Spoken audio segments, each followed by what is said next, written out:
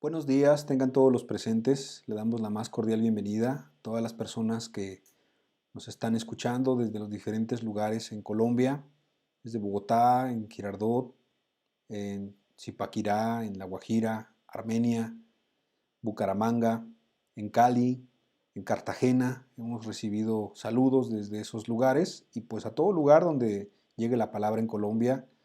También a nuestros amigos en México, en Estados Unidos y en los diferentes lugares de Sudamérica. También pues les mandamos un fuerte abrazo.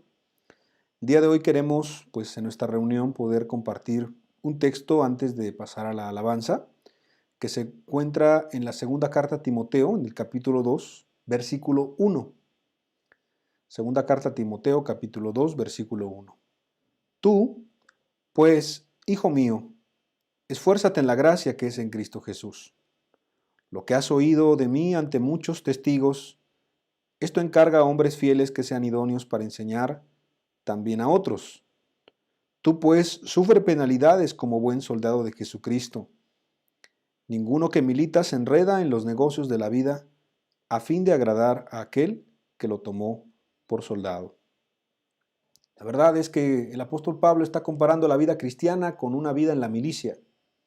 Está comparando la vida cristiana como una batalla, y así es. Es una batalla diaria, una batalla constante en la cual solamente podemos, con la ayuda y con la gracia de Cristo, pero no hay que olvidar que también Él requiere esfuerzo. Y este esfuerzo implica el abrir nuestra mente, nuestro corazón, el decidir buscarlo, el abrir nuestro corazón también para un arrepentimiento genuino, y aquel que es cristiano, después de arrepentirse y creer, pues para seguir creyendo y para vivir conforme a esa fe y obrando conforme a esa verdadera fe que le ayudó, que le rescató, porque Cristo nos ha perdonado, porque Cristo nos ha rescatado a los que somos sus hijos, pero no para que estemos pasivos, sino también para que podamos ir a otros, compartir a otros, testificar a otros de lo que Cristo ha hecho en nuestra vida.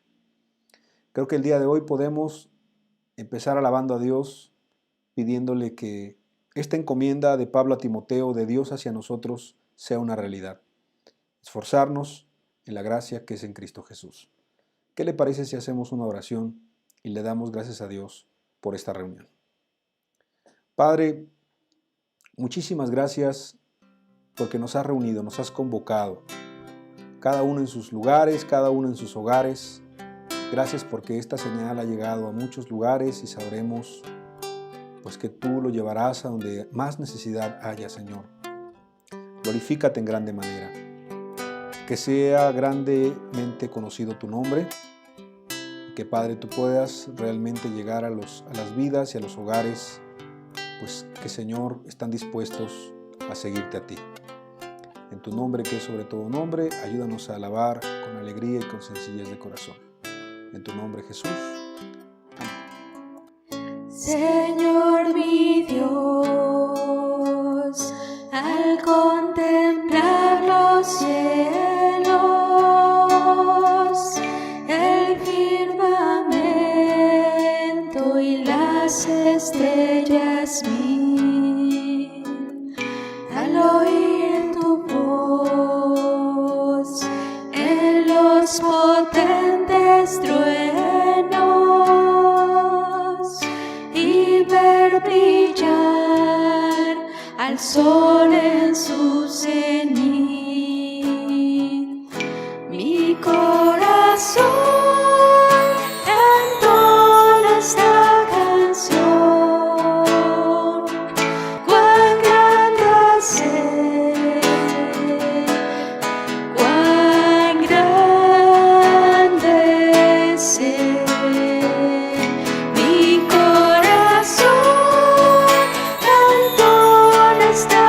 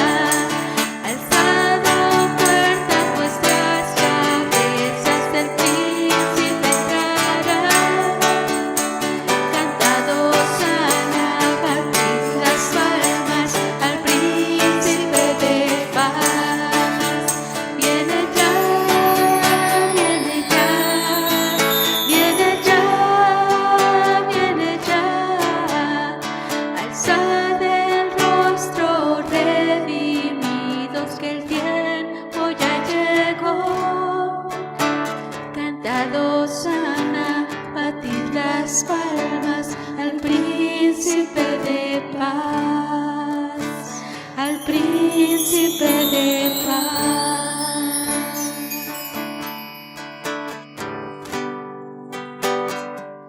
Amén, Señor, porque tú has prometido volver, Jesús. Así es, Señor. Y sabemos que tú estás muy cerca, Señor, que tú vienes muy pronto, Señor. Amén.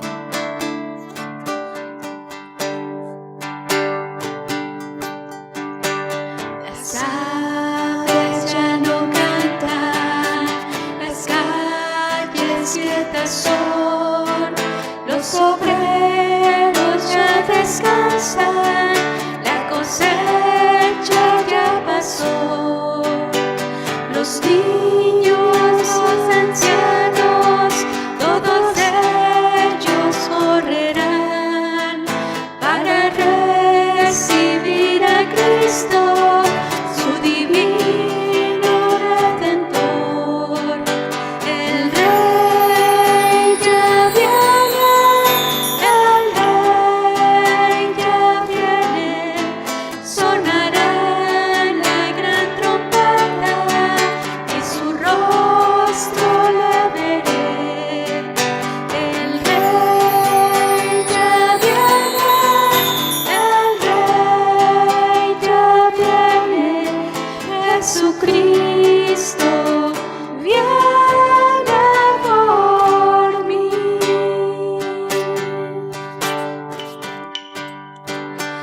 Felices son las caras de los salvos por la fe, y los presos liberados glorifican al gran Rey.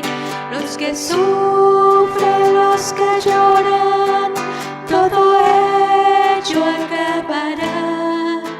Los enfermos son sanados, todos cantan al Señor. El Rey ya viene, el Rey ya viene, sonará la gran trompeta y su rostro le veré. El Rey ya viene, Jesucristo viene por mí.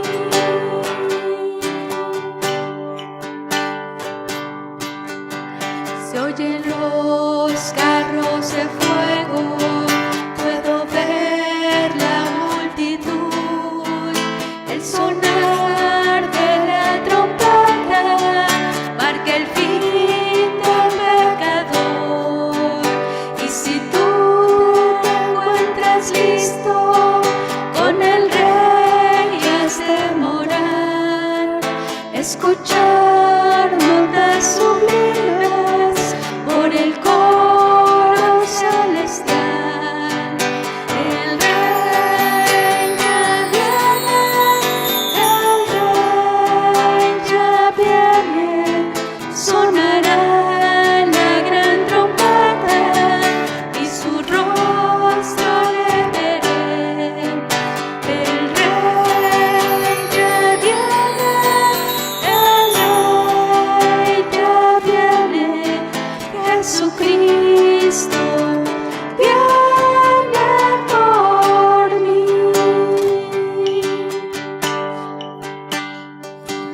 A los fieles redimidos su promesa cumplirá.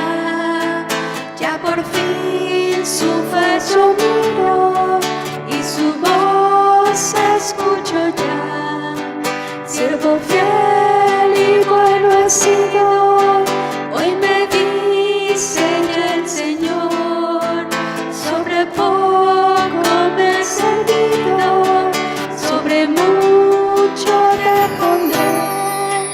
El Rey ya viene, el Rey ya viene, sonará la gran trompeta y su rostro le veré. El Rey ya viene, el Rey ya viene, Jesucristo viene por mí. Jesucristo viene por mí. Jesucristo viene por mí.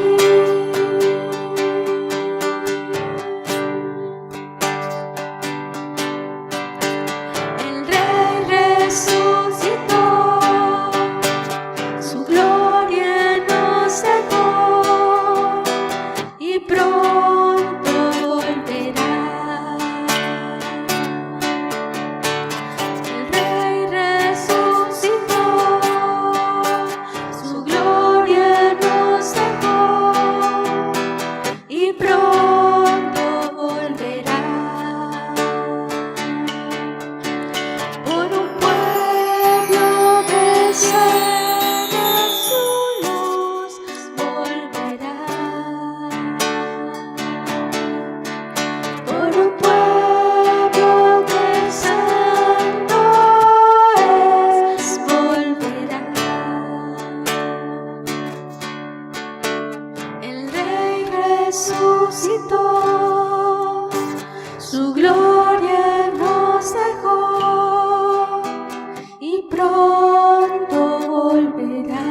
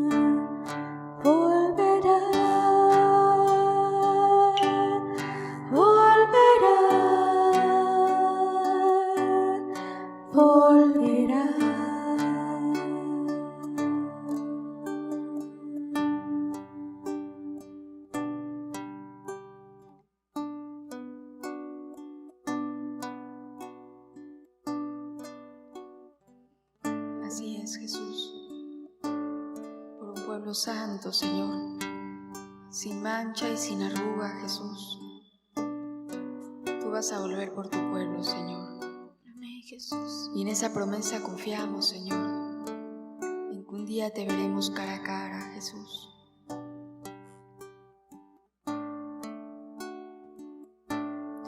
Volverá, volverá, volverá.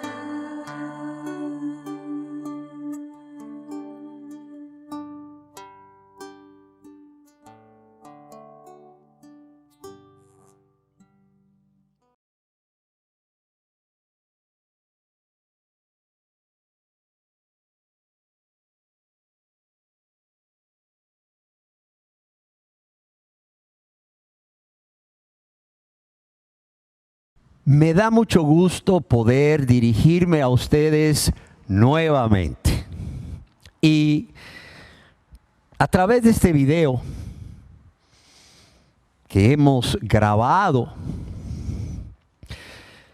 poder compartir una vez más la palabra de Dios y dejar en sus mentes, pero sobre todo en sus corazones, un mensaje para que puedan meditar en él y que el Espíritu Santo de Dios lo use para llevarles a tomar la decisión más importante de sus vidas, como es creer en el Señor Jesucristo como su Señor y Salvador. ¿Para qué? Para la salvación de sus almas. El día de hoy quiero compartir con todos ustedes una enseñanza que he titulado No hay fe sin arrepentimiento. No hay fe sin arrepentimiento. O bien, ¿puede un pecador creer en Jesús, ejercer fe en Jesús para salvación de su alma sin antes arrepentirse? Y yo les pido que juntos leamos al respecto en la Biblia, en el libro de los Hechos, en el capítulo 20, en el verso 20 y 21. Y como nada que fuese útil, he rehuido a anunciaros y enseñaros públicamente y por las casas, testificando a judíos y a gentiles acerca del arrepentimiento para con Dios y de la fe en nuestro Señor Jesucristo. Quiero leer de nuevo el verso 21. Dice el apóstol Pablo, testificando a judíos y a gentiles. ¿Acerca de qué? Acerca del arrepentimiento para con Dios y de la fe con nuestro Señor Jesucristo. Me llamó mucho la atención y espero que a ustedes también les haya llamado mucho la atención y los haya llevado a reflexionar la información que recientemente nos brindara nuestro amado hermano Juan Cruz acerca de la situación de violencia, de la situación de inseguridad, de inconformidad social que se vive actualmente en nuestro país. Así como las condiciones de pobreza, las condiciones de corrupción que hay en nuestro país, los altos índices de corrupción. Y cuando hablamos de las condiciones de pobreza, me llama mucho la atención que haciendo mi propia investigación, impactado por esta información, llegué a descubrir que para el 2021 se espera que 3 de cada 4 hondureños vivan en pobreza. Y a todo esto se añade la información que nos diera el hermano Juan de la desintegración familiar que existe, hogares donde solo hay un padre, generalmente la madre, siendo proveedora de los hogares y también siendo quien ejerce la educación y la crianza de los hijos. Pero también me llama la atención la delincuencia juvenil que hay y la falta de acceso a la educación, especialmente en estos tiempos de pandemia, en donde no se puede ir a las escuelas, y la mala calidad de los servicios en los sistemas de salud del país, así como también el aumento de el consumo de droga, especialmente cada vez más en las poblaciones más jóvenes.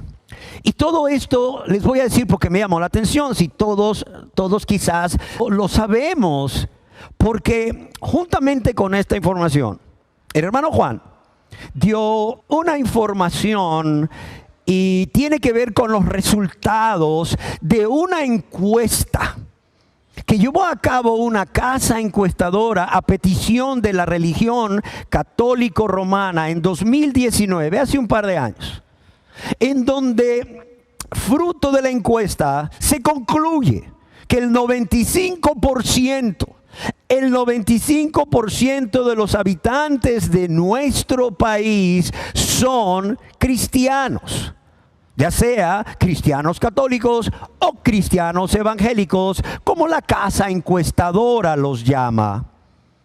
Pero más aún me llamó la atención el comentario que realizan los encuestadores al final del informe.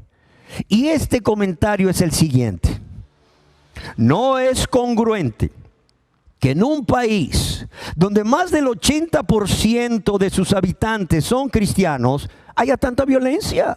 No es congruente. Haya tanta violación, haya tanta corrupción, tanto alcoholismo, tanta injusticia, tanta desigualdad social. Y ellos formulan la pregunta: ¿qué está pasando con los cristianos en Honduras? ¿Qué está pasando? ¿Qué está pasando con los cristianos en Honduras? Y si consideramos que la actual situación sociopolítica y económica, igual de violencia, inseguridad y corrupción que vive nuestro país, no es diferente de la gran mayoría de países de América Latina, la pregunta con que finalizan su informe estos encuestadores bien puede hacerse para los que dicen ser cristianos en América Latina. ¿Qué está pasando con los cristianos en América Latina? Y podemos extendernos aún más. ¿Qué está pasando con los cristianos del mundo? En las redes sociales podemos ver, a través de la información que nos llega diariamente, que muchas organizaciones religiosas y diferentes denominaciones informan acerca de el aumento del número de cristianos en el mundo, los cuales ya se cuentan por millones. 2.500 millones de cristianos habían para el año 2018. Estos cristianos, o estas personas que afirman ser cristianas, también afirman ser salvos de la ira de Dios, de la condenación eterna en el infierno, o bien porque son miembros de una religión y esa religión es la válida. Y si tú perteneces a esa religión, vas directo al cielo. Es como si estuvieras en el arca de Noé, ya estás salvo, no importa lo que hagas o cómo vivas. Otros creen que irán al cielo, serán salvos de la ira de Dios y de la condenación eterna, porque creen que son buenas personas. Yo no soy tan malo. Yo no soy tan malo, dicen las personas. Yo creo en Dios, yo no soy tan malo. No soy el mejor marido, no soy el mejor padre, no soy el mejor hijo, pero no soy tan malo. Sí, es cierto, peco contra Dios y mi prójimo, pero la verdad es que no hay que exagerar. Todo el mundo lo hace, no soy tan malo. O también creen que van a ser salvos de la ira de Dios y de la condenación eterna porque hacen buenas obras. Sin embargo, llama la atención que un buen número, oigan bien, 600 millones de personas que dicen ser cristianas, dicen ser salvas por la gracia de Dios. Dicen ser salvas a través de la fe en Jesucristo, pero la pregunta es, ¿realmente son salvos? ¿Realmente son salvos todos? Esa es la pregunta correcta. ¿Realmente son salvos todos? ¿Realmente estas personas se han convertido a Dios a través de un verdadero arrepentimiento y fe en Jesucristo? ¿Son nuevas criaturas realmente? Son nuevas criaturas y en su vida las cosas viejas pasaron y he aquí todas son hechas nuevas. ¿Realmente esto está sucediendo en sus vidas? ¿Qué cree usted? ¿Qué cree usted? Si su respuesta es sí, Obviamente que estos cristianos, o que se llaman cristianos, no están siendo luz del mundo. No están siendo sal de la tierra. ¿Y cómo lo sabemos? Bueno, lo sabemos por la realidad socioeconómica y política que se está viviendo en los países donde viven. Lo sabemos por la crisis de valores morales que se vive en el país o los países que ellos habitan. Y yo pregunto, si no están siendo luz del mundo y sal de la tierra, entonces, ¿son verdaderos discípulos? Claro que no. Jesús se dirigió a sus discípulos y les dijo: vosotros sois la luz del mundo, la sal de la tierra. Una característica de un verdadero discípulo de Jesús, entre muchas, es que es luz del mundo y sal de la tierra. Son los que trastornan el mundo, como decía de Pablo y los que andaban con él. Estos que trastornan el mundo han venido o han llegado acá. Y si no son luz del mundo ni sal de la tierra, entonces no son verdaderos discípulos de Jesús.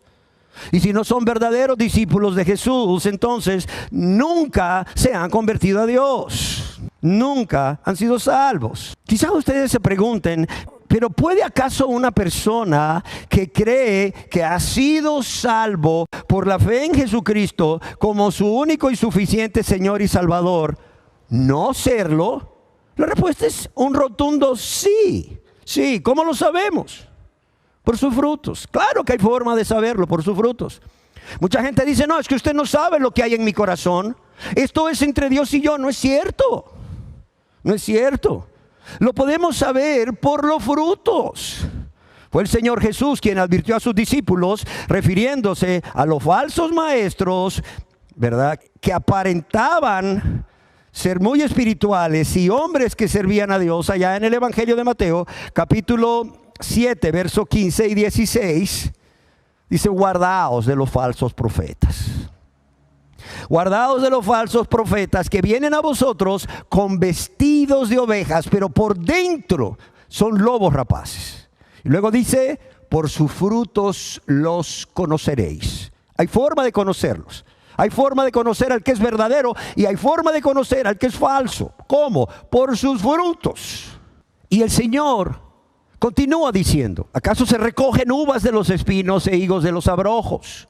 Así, todo buen árbol da buenos frutos, pero el árbol malo da frutos malos. No puede el buen árbol dar malos frutos, ni el árbol malo dar buenos frutos. Óigalo bien, y este es el Señor Jesús, el Rey de Gloria hecho hombre, Dios vivo y verdadero, encarnado.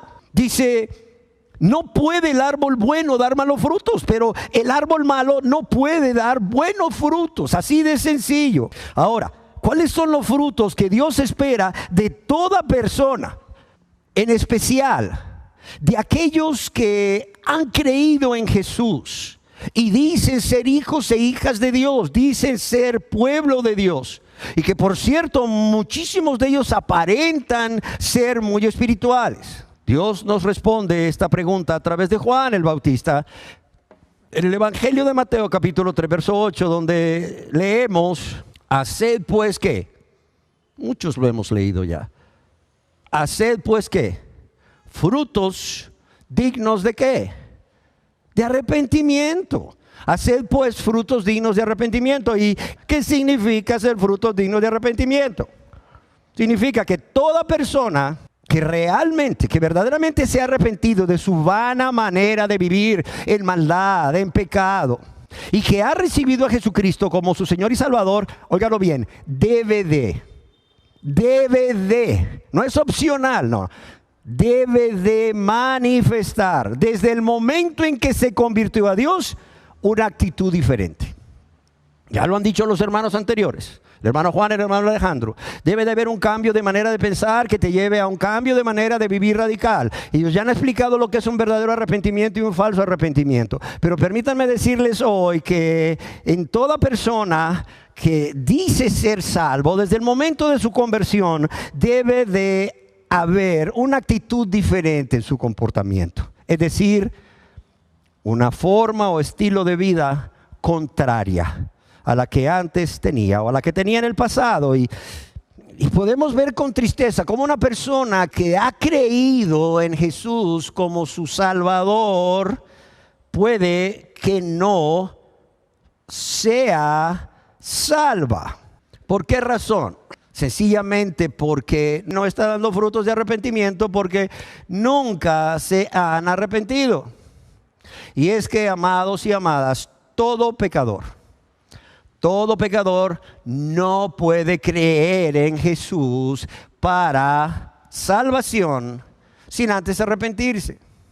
Quizás usted diga, oiga, pero es que es el Espíritu Santo el que hace la obra en el pecador. Sí, es cierto, es el Espíritu Santo el que hace la obra en el pecador. Pero también es cierto que el pecador, una y otra vez, en su pecado de rebeldía, en su pecado de menosprecio a la palabra de Dios, a la salvación de Dios y a la obra del Espíritu Santo en sus vidas, contrista, resiste al Espíritu Santo. Vosotros siempre resistís al Espíritu Santo.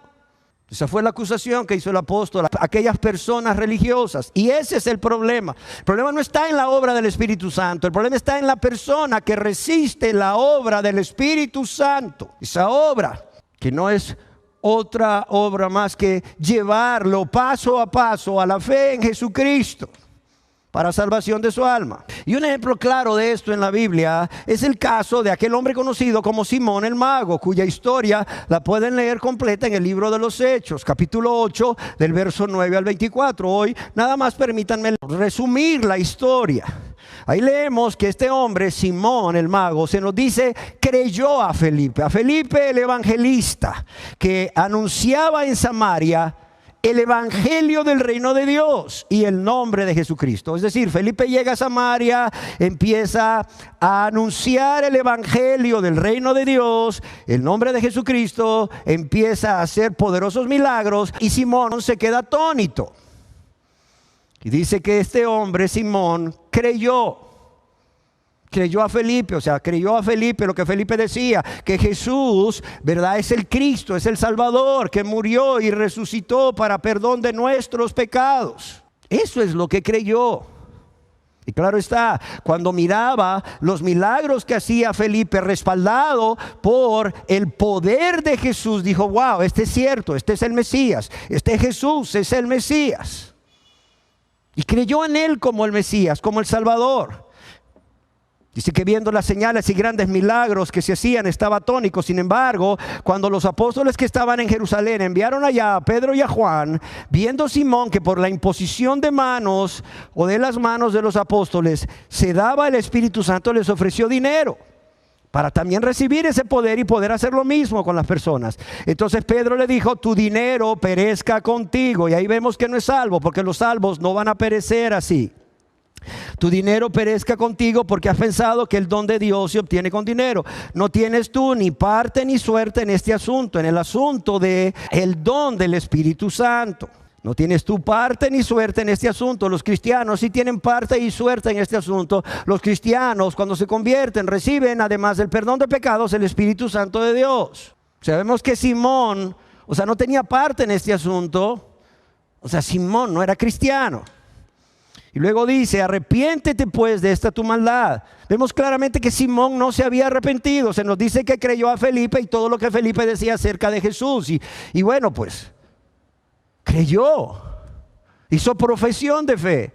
Pero ¿qué le dice Pedro aquí? Arrepiéntete pues de esta tu maldad y ruega a Dios y quizás te sea perdonado el pensamiento de tu corazón, porque en hiel de amargura y en prisión de maldad veo que estás. Este hombre seguía practicando su pecado, decía haber creído, había hecho una profesión de fe, pero vemos claramente que este hombre seguía practicando pecados y aquí se nos dice el nombre de por lo menos dos de ellos. Hiel de amargura y maldad, todo tipo de maldad, y estaba aprisionado en esa maldad, era esclavo de esa maldad, practicaba maldad, cualquiera que sea el nombre.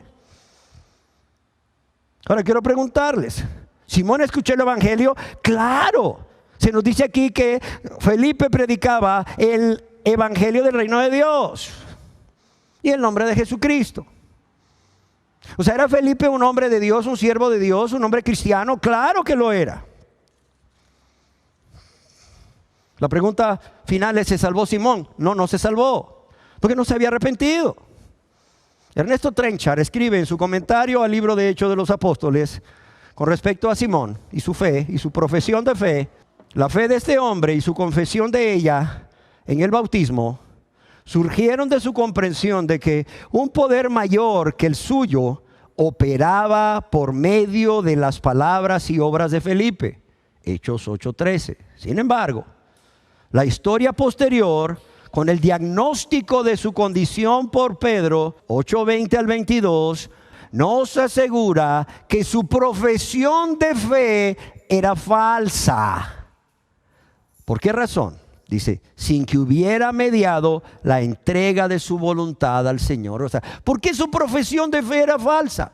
Porque no había mediado, o sea, la entrega de su voluntad al Señor. Porque previo a su profesión de fe, este hombre no se había rendido a Dios, no había entregado su voluntad a Dios. ¿Y cómo se llama eso en una sola palabra? Arrepentimiento. Él decía haber creído, él estaba seguro de haber creído, pero no se había arrepentido. Ahora entendemos por qué Pedro lo entiende también y le dice, arrepiéntete pues. Arrepiéntete pues de esta tu maldad y ruega a Dios, quizás te sea perdonado el pensamiento de tu corazón. Entonces, como una persona que dice ser salva por la fe en Jesucristo como su Salvador puede no serlo, si la salvación es por fe? Y en eso todos estamos de acuerdo. La respuesta es porque estas personas conocen muy bien la doctrina correcta acerca de la salvación por fe y solo por fe en Jesucristo. En otras palabras, mentalmente, o sea, tienen el conocimiento correcto de la doctrina de la salvación por fe, pero no han experimentado la fe bíblica. No han experimentado la fe bíblica en Jesucristo. ¿Para qué? Para la salvación de sus almas. Y todo esto porque nunca se han arrepentido para después creer. A lo más que han llegado en sus vidas es a un remordimiento cuando han sido confrontadas por Dios de su vida de maldad, de su vida de práctica de pecado, de su vida de egoísmo, de su vida de ingratitud, de su vida de rebeldía para contra Dios y de su vida de falta de amor a Dios y al prójimo por medio de la palabra de Dios y por medio del Espíritu Santo. Y es que, amados y amadas, además de que arrepentirse es un mandamiento de Dios a todos los hombres, es decir, hombres y mujeres, en todo lugar, Dios también ha establecido un orden. Dios ha establecido un orden que todo humano debe seguir para ser salvo. Amados y amadas, Dios es un Dios de orden y aún en esto, Dios no podía quedarse sin establecer un orden. ¿Para qué? Para que todo ser humano pueda ser salvo. ¿Y cuál es este orden? Bueno, primero veamos dónde está el mandamiento de Dios. Arrepentirse. En la Biblia, en el libro de los Hechos, capítulo 17, verso 30, Dios manda a todos los hombres en todo lugar a que se arrepientan. O como otras versiones de la Biblia lo traducen, ahora Él manda a todo el mundo, en todas partes, ¿a qué? A que se arrepientan y vuelvan a Él. Aquí vemos la idea más completa. A que se arrepientan. Dios manda, dice, a todo el mundo, en todas partes, ¿a qué? A que se arrepientan y se vuelvan a Él. O bien, como otras versiones también lo traducen, para que se conviertan. Para que se conviertan. Yo quiero decirles que el Señor Jesús y los apóstoles nos han dejado muy claro este orden establecido por Dios para que toda persona pueda ser salva. Y es, en primer lugar, ¿cuál? Arrepentirse o arrepentimiento para con Dios. Y en segundo lugar, fe o creer en Jesucristo como su único y suficiente y necesario Señor y Salvador. Por ejemplo, en el Evangelio de Marcos, capítulo 1, verso 14 y 15, podemos leer lo que el Señor Jesús predicaba. Después de que Juan fue encarcelado, se nos dice ahí, Jesús vino a Galilea. Jesús vino a Galilea predicando el evangelio del reino de Dios, diciendo, el tiempo se ha cumplido, ya no hay más que esperar, el reino de Dios se ha acercado. Y decía, arrepentíos y creed en el evangelio. ¿Y quién es el evangelio? Una persona, Jesús. Son las buenas nuevas de salvación acerca de una persona, Jesús, que dejó el cielo, dejó la gloria y vino a morir por ti en tu lugar, por mí en mi lugar, y pagar la deuda que no podíamos pagar ante Dios por haber pecado tanto contra Dios y nuestro prójimo, y por si fuera poco, recibir el castigo siendo justo por todos nosotros los injustos, quienes realmente merecíamos el castigo. Pero el Señor Jesús dice, arrepentíos y creed. En el Evangelio de Lucas, en el capítulo 24, verso 47, el Señor ordena a sus discípulos que se predicase en su nombre, ¿qué? Primero, el arrepentimiento, y en segundo lugar, el perdón de pecados en todas las naciones, comenzando desde Jerusalén. Dice que se predicase en su nombre el arrepentimiento y el perdón de pecados. ¿A dónde? A todas las naciones, comenzando por Jerusalén. El apóstol Pedro también predicó el arrepentimiento y la necesidad de volverse a Dios con fe. Es decir, que se convirtiesen para perdón de pecados.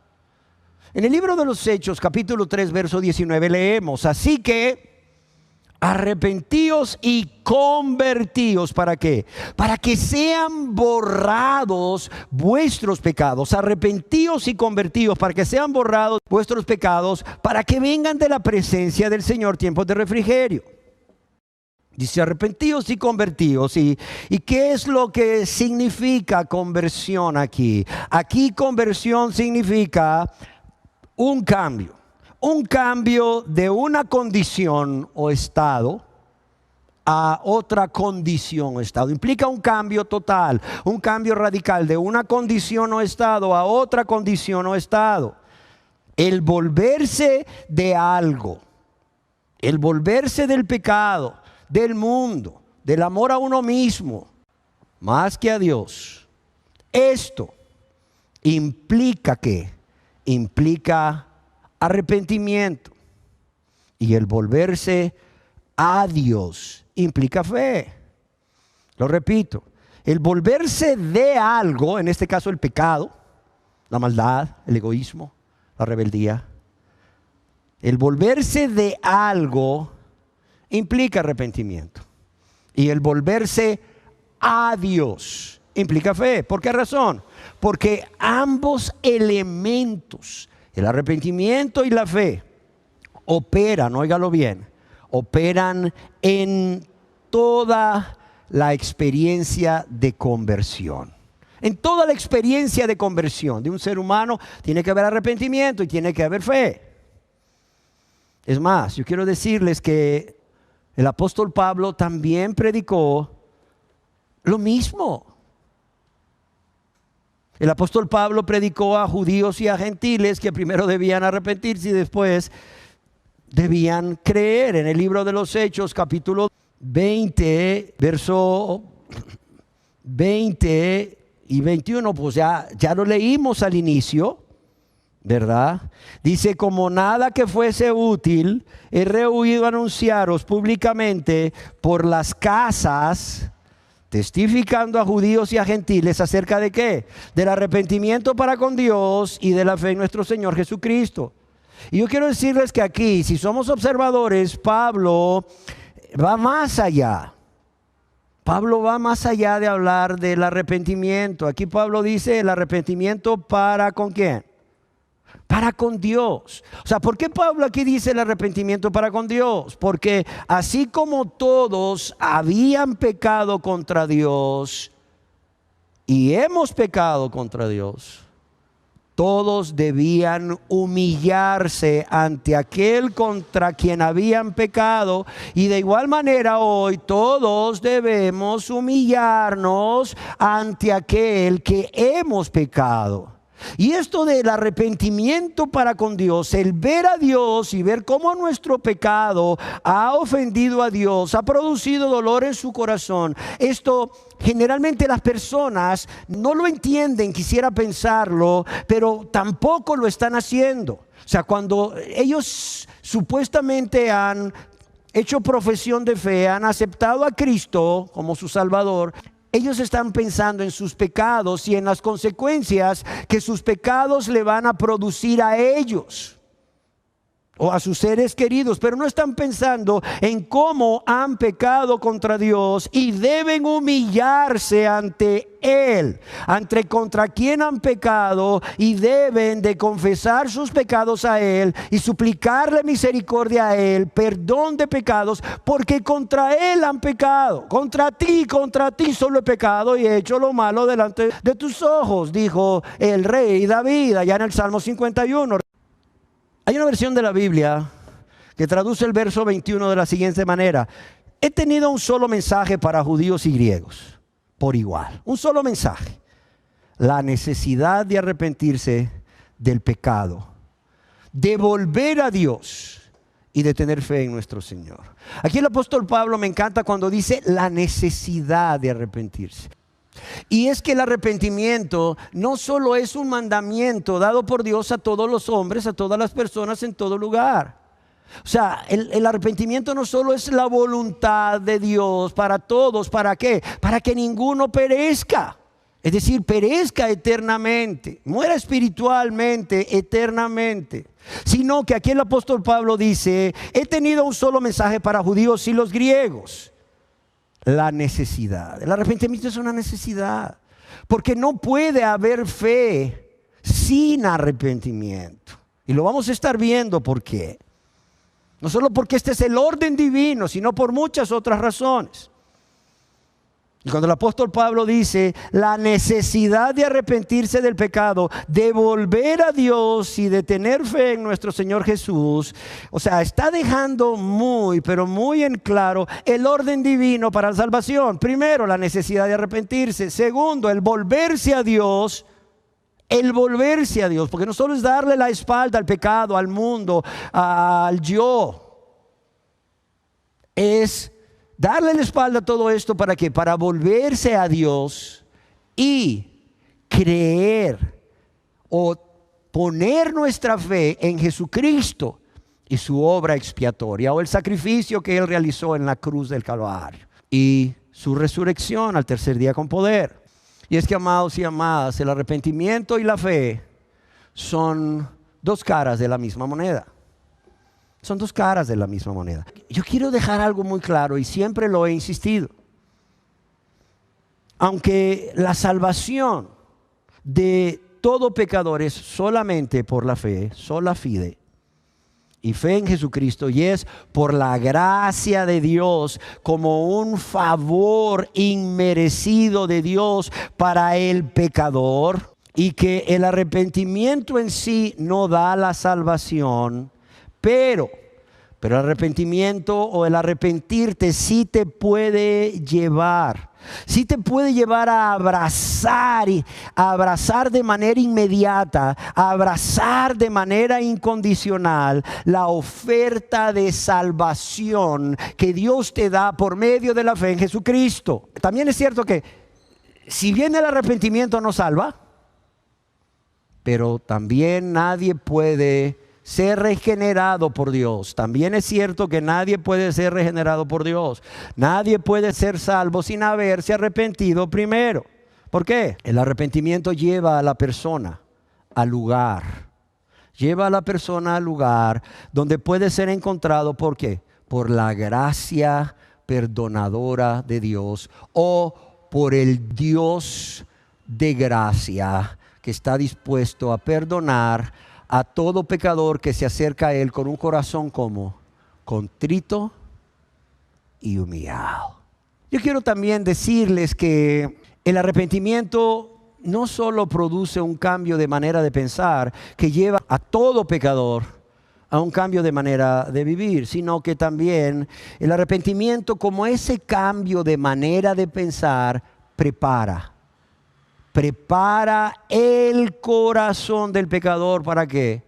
Para, como ya lo dijimos, abrazar la misericordia de Dios. Abrazar la misericordia de Dios manifestada en el perdón de todos sus pecados. Y lo prepara, óigalo bien, lo prepara para creer en Jesús como su Salvador. Pero también lo prepara para rendirse, óigalo bien, para rendirse a Jesús como el Señor de su vida, a través de producir en la persona un corazón contrito y humillado.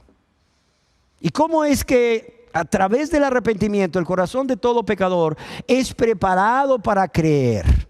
Es preparado para ejercer la fe en Jesús como su Señor y Salvador.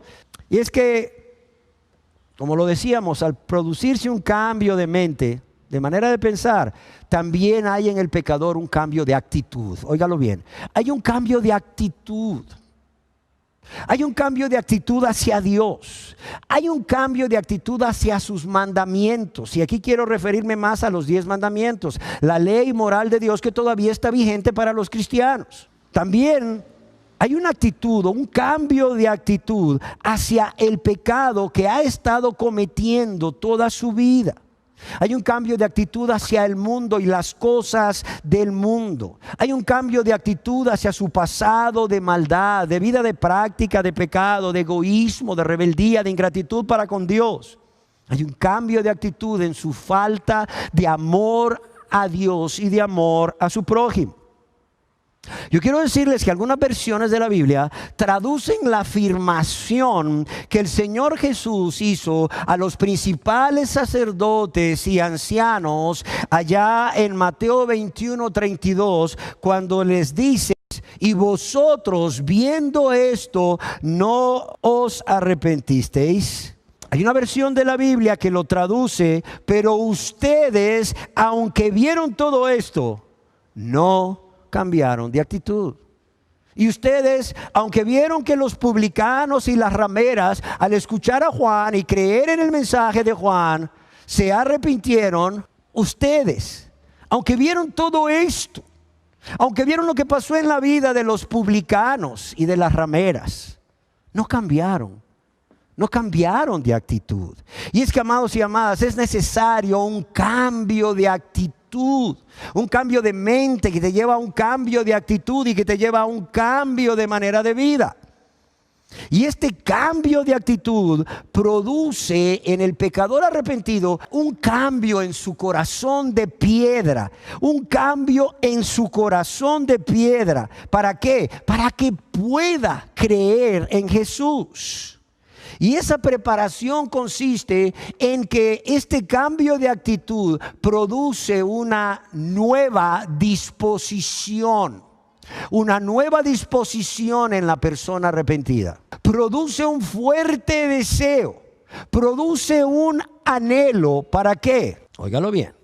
Para ya no seguir resistiéndose, primeramente, ya no seguir resistiéndose a la obra del Espíritu Santo que lo ha venido confrontando con sus pecados, con su condición espiritual, y que le ha venido mostrando cómo Dios lo ve, como un pecador culpable de pecar contra Dios, culpable de pecar contra su prójimo, ya que a esta persona nadie le obligó, nadie lo forzó a pecar, sino que fue él o ella quien de manera consciente, de manera voluntaria, pecó contra Dios, violando su conciencia y violando la voluntad de Dios que él o ella muy bien conocían, expresada en su palabra. Pero también es una nueva disposición o un fuerte anhelo ¿a qué? Aceptar su condición, que es pecador. Y también a aceptar los pecados que ha cometido desde que Dios lo considera responsable moral hasta el día de hoy. Por tanto, es justo que Dios lo condene, es justo que Dios lo castigue enviándole al infierno, pues él o ella no han hecho otra cosa más que merecer la condenación eterna viviendo una vida egoísta de práctica de pecado. También es una disposición para reconocer que es culpable es culpable y realmente reconoce que es culpable sin poner excusas o justificaciones. Reconoce que la razón por la cual ha vivido en esa vida de práctica de pecado es porque ha sido egoísta, punto. Ha sido egoísta. Se ha amado más a sí mismo que a Dios, que a su prójimo. Pero también, y quiero que ponga atención en esto, es una nueva disposición que lo lleva a reconocer con humildad ante Dios y los hombres si es necesario, pero ante Dios, que está en bancarrota espiritual, que está en bancarrota espiritual. ¿Por qué? Porque está lejos de Dios. Y esto es lo que muchas personas conocen, o este estado es lo que muchas personas conocen como la pobreza de espíritu. O sea, la persona reconoce que al igual que un mendigo, tiene que rogar, tiene que suplicar a Dios por misericordia, pues él o ella están convencidos de que no pueden hacer nada, óigalo bien, no pueden hacer nada para salvarse a sí mismos. Porque Dios ve todas sus buenas obras, entre comillas, como trapos de inmundicia, como basura, como decía el apóstol Pablo, como excremento. Y por tanto no pueden ofrecer nada a Dios para que Dios los perdone, para que Dios les perdone todos sus pecados y los salve de la condenación eterna. Y esta persona va a tener en su corazón una urgente necesidad. Una urgente necesidad, y esa urgente necesidad no es de ser sanado si está enfermo, no es que Dios le sane un familiar si es un familiar o un ser querido el que está enfermo, no es de que Dios lo prospere económicamente si tiene una empresa o no sé si tiene un trabajo, lo asciendan de trabajo, de puesto, o que Dios le conceda un trabajo si no lo tiene, como muchos que lo han perdido por causa de la pandemia, sino que su urgente necesidad, ¿cuál es? No es que el marido cambie, no es que la esposa cambie, no es que los hijos cambien, no es que la suegra cambie, no es que no se infecten con el virus de la COVID-19. Su urgente necesidad es una: Señor, Señor, sé propicio a mí, que soy pecador. ¿Se acuerdan lo que decía aquel publicano que fue al templo a orar? Señor, sé propicio a mí. Ten misericordia de mí. Sé tú la propiciación por mis pecados. Yo no tengo nada que ofrecerte. Es más, mira, no puedo ver al cielo porque tengo vergüenza. Me golpeo el pecho porque tengo dolor por haber pecado contra ti. Pero una cosa te ruego, y no lo merezco, por cierto, pero te lo ruego en tu amor y misericordia. Sé tú quien lave y limpie mis pecados. Porque yo no puedo hacer nada para salvarme a mí mismo.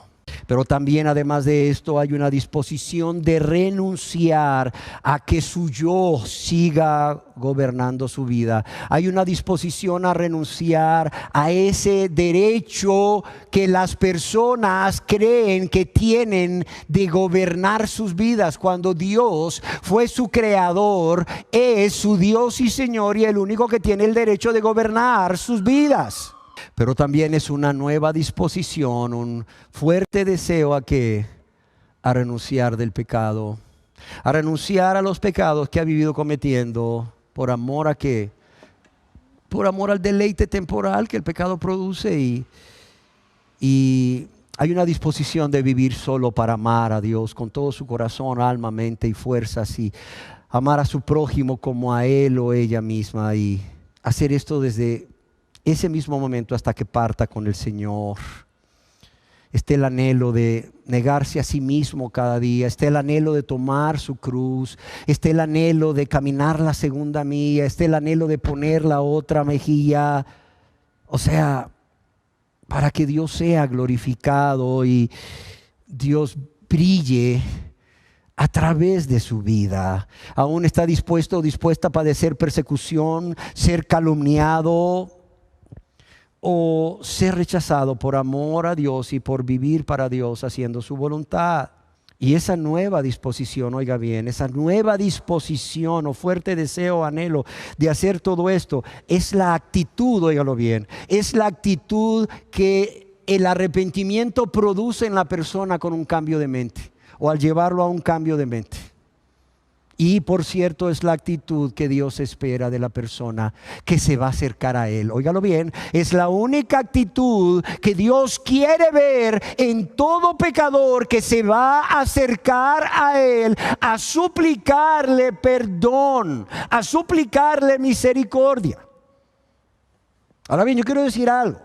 Aquí, y muchas personas de las que van a estar viendo este video en otros lugares, sí tienen la disposición de aceptar que es pecador y reconocer sus pecados. Ya han aceptado que son pecadores y ya están reconociendo sus pecados y consideran de que si se mueren en este momento no se van al cielo, se van al infierno. Muchos de ustedes que aún no se han arrepentido, y también personas que no se han arrepentido, que están viendo este video, sí tienen la disposición de reconocer que son culpables delante de Dios. Claro. Aún están dispuestos a reconocer que la razón por la cual han vivido pecando contra Dios y su prójimo es porque son egoístas, son rebeldes, han sido ingratos para con Dios y ya aprendieron a quitar las justificaciones y a quitar las excusas y a culpar a otros. Claro. Pero no quieren reconocer, y ahí está el problema, no hay la disposición a reconocer que están en bancarrota espiritual, lejos de Dios, están en bancarrota espiritual, que son más que pobres, son mendigos. No están dispuestos a reconocer que tienen que rogar como un mendigo, que tienen que suplicar, humillándose ante Dios por el perdón de pecados, por su gracia, porque no lo merecen. Eso no están dispuestos a reconocerlo. Dicen, no, si soy pecador, soy culpable y todo, pero no soy tan malo. ¿Y cómo lo sabemos? ¿Cómo sabemos que se creen que todavía no son tan malos? Porque no se han arrepentido.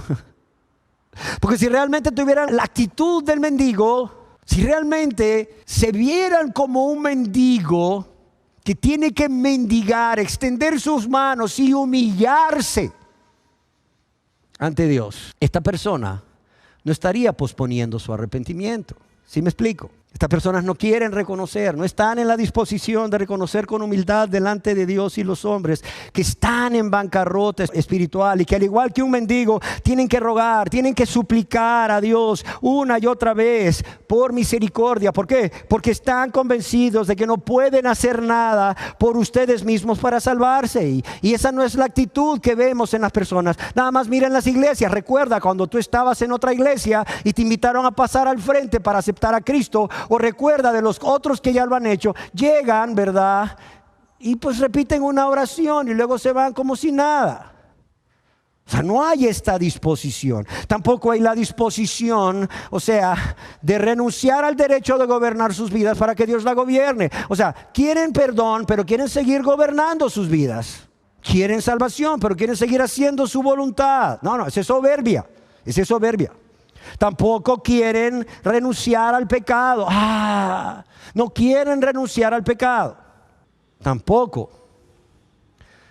No quieren negarse a sí mismos y a tomar su cruz cada día. No quieren caminar la segunda milla. No quieren poner la otra mejilla porque quizás eso va a implicar perdonar a alguien que no han querido perdonar, no lo sé.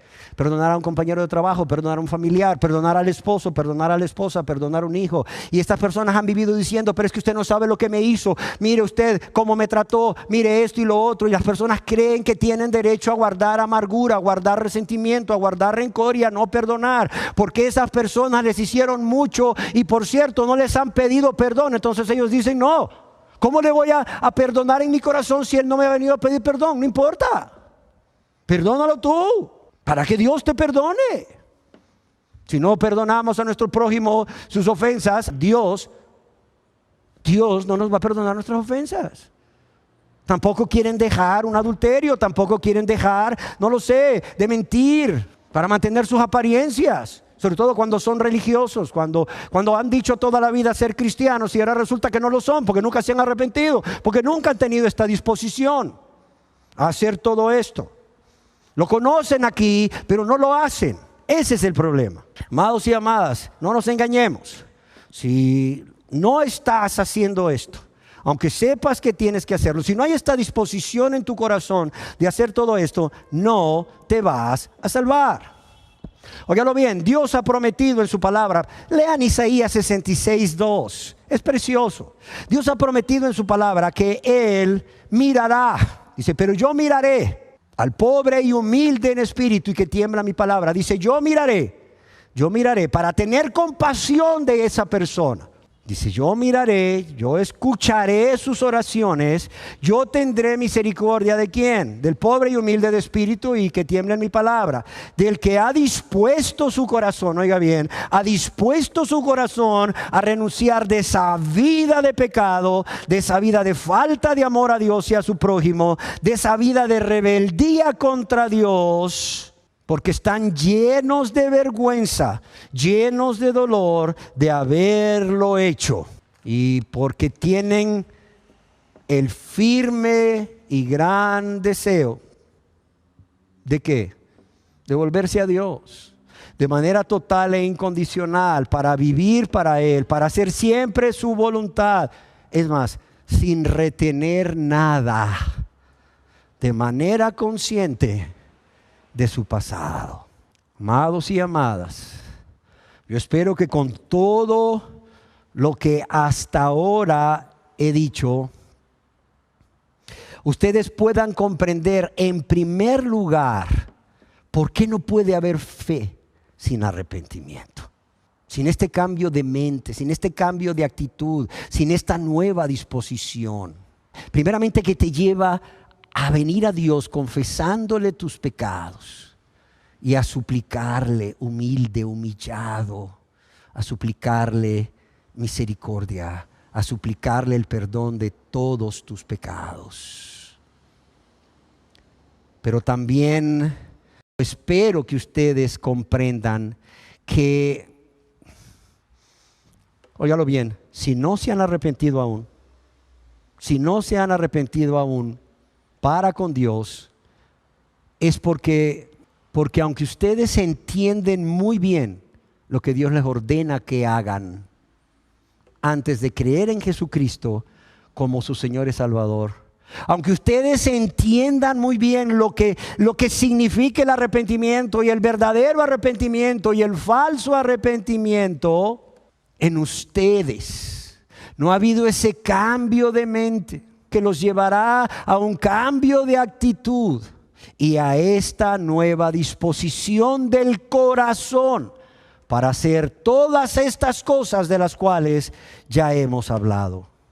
Yo les ruego, yo les suplico que abran sus ojos para ver esta razón por la que no se han arrepentido. Yo quiero que ustedes hoy vean que no se han arrepentido, no porque Dios no los escogió para salvación, no porque no entiendan lo que es el arrepentimiento verdadero, sino porque ustedes no quieren hacerlo, punto. No quieren hacerlo porque no están dispuestos a hacer todo esto.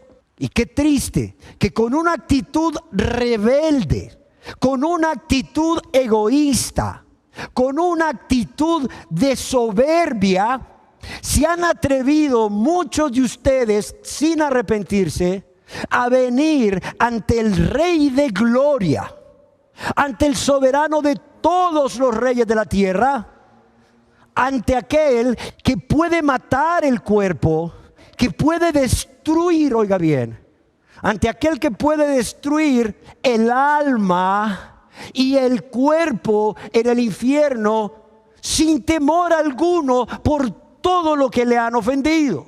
Y se atreven a presentarse ante Él de rodillas. Sí, de rodillas, pero con un corazón altivo, con un corazón lleno de soberbia, a suplicar que Dios les perdone sus pecados y a intentar creer o a intentar confiar en Jesús y su obra redentora para que Dios los perdone. No, amados, no, amadas. Lamento decirles con mucho amor, pero con mucha tristeza, que esto nunca va a suceder. O sea, no te puedes presentar a Dios así y suplicarle perdón con ese corazón duro, soberbio, egoísta, rebelde. y creer que Dios te va a perdonar porque dices creer en Jesús y en lo que Él hizo al morir en la cruz y al resucitar para tu salvación. No, amado, no, amada, eso no va a suceder. Y deseo finalizar con un comentario que escribió John MacArthur al respecto, que refuerza esta idea que tenemos, o esta idea que hemos querido dejar en vuestras mentes y en vuestros corazones. Y dice así: a los pecadores se les dice que si quieren ser salvos e ir al cielo, ellos únicamente necesitan aceptar a Jesucristo, aceptar el hecho de que Él murió por ellos. Únicamente necesitan pedirle a Jesús que entre a sus corazones. Solo inviten. Frases, dice MacArthur, por cierto, comunes y no bíblicas, aptas para un evangelio diluido. Muy poco se llega a decir de cómo tienen que verse los pecadores a sí mismos antes de venir a Jesús. El llamado a la salvación es un llamado a seguir a Cristo. Es un llamado a seguir a Cristo con una devoción tan extrema que usted se niega a sí mismo, toma su cruz y le obedece. Cuando Jesús llamó a alguien a ser su discípulo, Él lo está llamando a convertirse en un cristiano, un seguidor. Un seguidor, óigalo bien. La salvación verdadera ocurre cuando alguien entiende que cuando le pide al Señor Jesús que le salve del infierno y perdone todos sus pecados y le dé vida eterna, al mismo tiempo se están sometiendo en todo, óigalo bien, al mismo tiempo se están sometiendo en todo a su señorío. Cuando el Señor Jesús dice, si alguno quiere venir en pos de mí, es una invitación al evangelio. Jesús está diciendo, ¿quieres ser mi seguidor verdadero? ¿Quieres ser genuino? Ahí está lo que pido. Niégate a ti mismo, toma tu cruz cada día y sígueme. Y esto, dice MacArthur, no tiene que ver con mis necesidades satisfechas o sus necesidades satisfechas. Esto no tiene que ver con obtener lo que usted quiere. Esto tiene que ver con que usted diga no. Con que usted diga no a todas sus necesidades, a todos sus deseos, a todas sus esperanzas, a todas sus ambiciones, a todos sus planes, a todos sus sueños.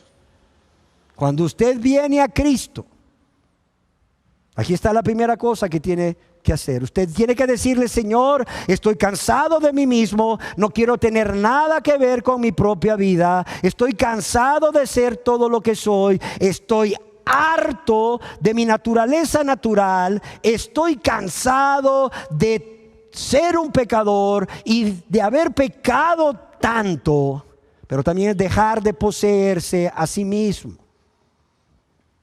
Esa es la médula de la conversión verdadera. El corazón ve en sí mismo únicamente pecado, únicamente impotencia, únicamente fracaso, únicamente indignidad y busca ser rescatado. Y realmente no establece ningún término. Dice, mire, estoy en una situación tan desesperada que simplemente dígame lo que tengo y necesito hacer para ser salvo. El yo es hecho a un lado de manera total. Usted cede toda la dependencia de usted mismo, toda la confianza en usted mismo, toda la confianza en lo que usted es y entrega todo y cualquier cosa. Esta es la virtud elemental del corazón que va a venir a Cristo por salvación. Bancarrota espiritual, desesperación, una condición miserable. Usted ha llegado a la bancarrota espiritual. Usted viene pobre en espíritu.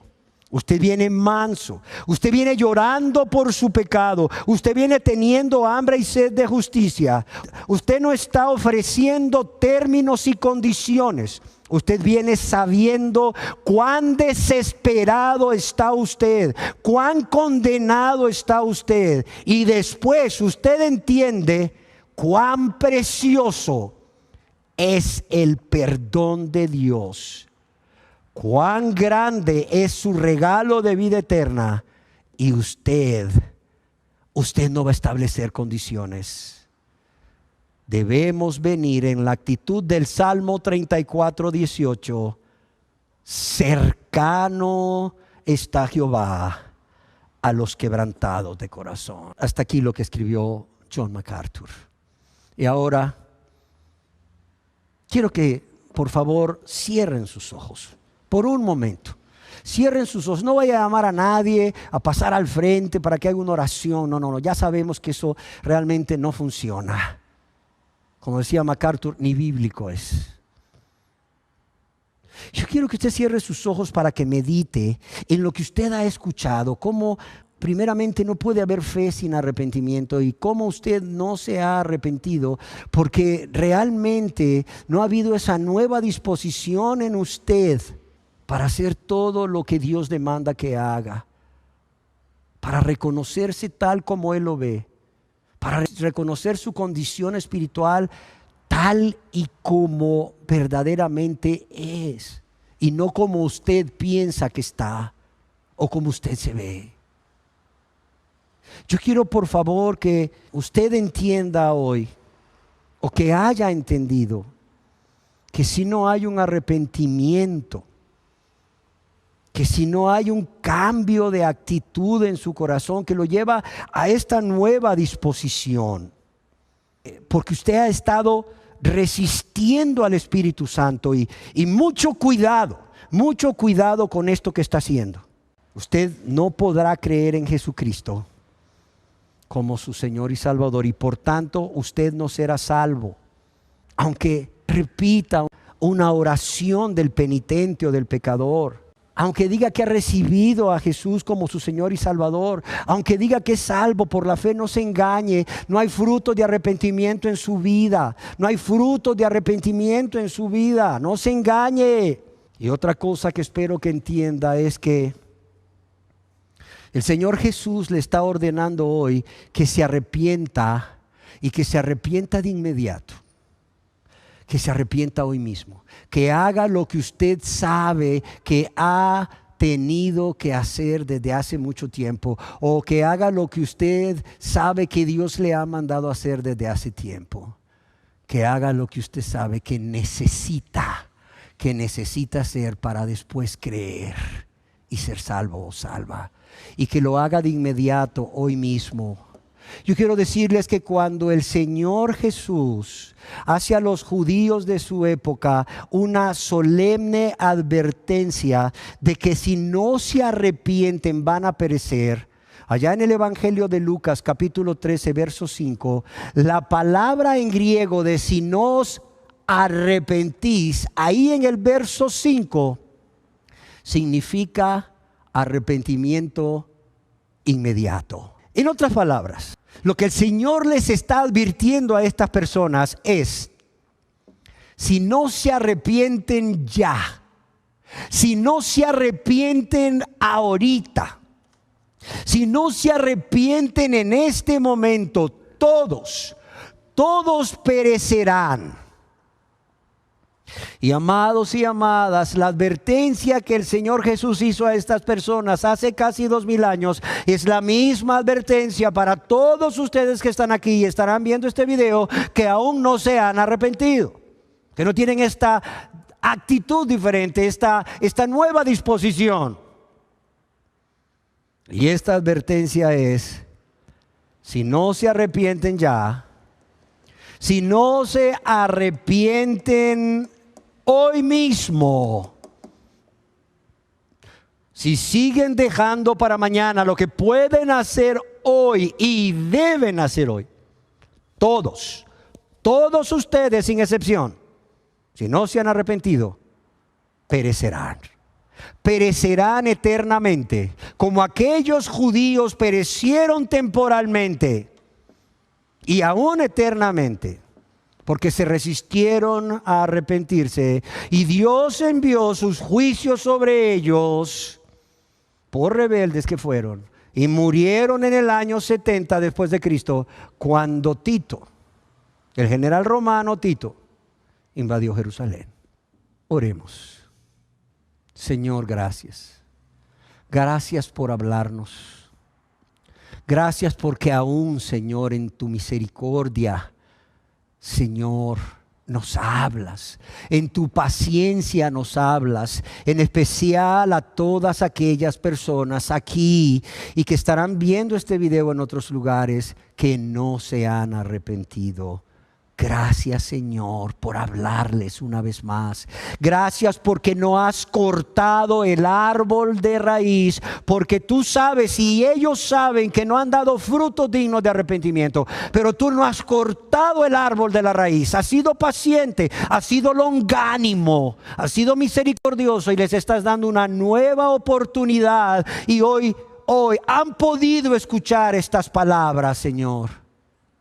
Para, como decíamos al principio, el Espíritu Santo las use. ¿Para qué? Para traer esa convicción que lleva a un cambio de mente, que lleva a un cambio de actitud, que lleva a una nueva disposición y un firme y fuerte deseo o anhelo de hacer lo que tú demandas que hagan para que se salven, Señor. Para que puedan creer en Jesús y sean salvos. Padre, yo te ruego en este día que durante toda esta semana, Señor, tú continúes hablando a cada persona que aún no se ha arrepentido. Tú les continúes trayendo a la mente todas estas palabras que hoy han escuchado, Señor. ¿Para qué?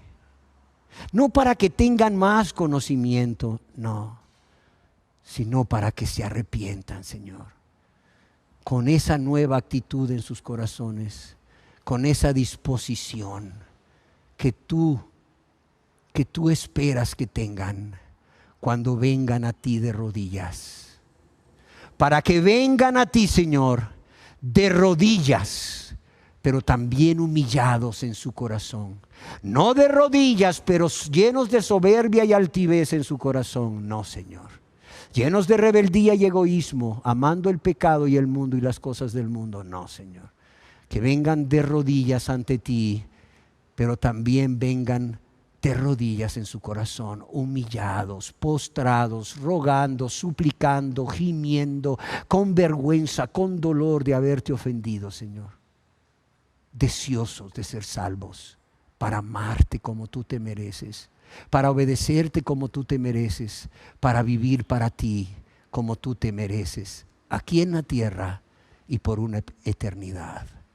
Yo te lo ruego, Padre, en el nombre de tu Hijo precioso, de tu Hijo amado, Jesús, para que sea hecho, para que sea hecho.